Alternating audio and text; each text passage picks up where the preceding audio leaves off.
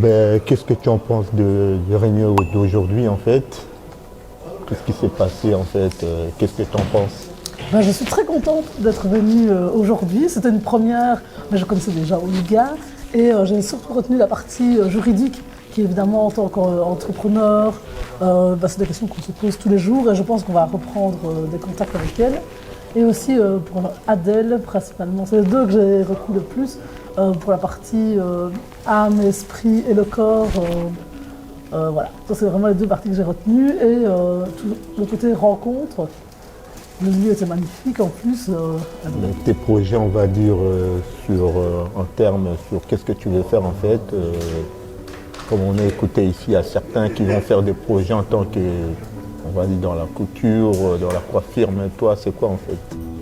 Ah, donc moi, mon projet, donc ici, je viens d'acquérir une maison à Liège, qui est en plein travaux, et donc là, j'ai besoin justement beaucoup d'aide au niveau juridique par rapport au statut.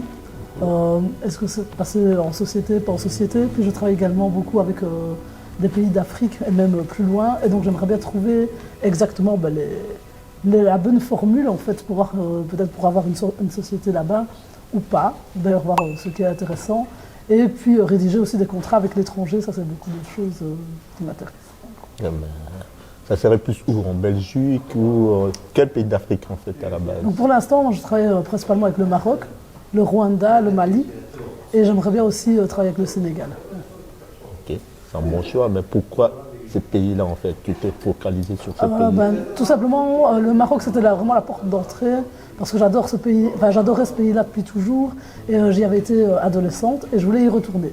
Et puis quand j'ai eu l'opportunité d'être maman et puis après maman en solo, j'ai eu pour la première fois 3 semaines de vacances, j'avais pas d'enfant et je me suis dit je vais pas rester en Belgique et je suis partie au Maroc. Donc ça avait vraiment un coup de cœur qui a été confirmé.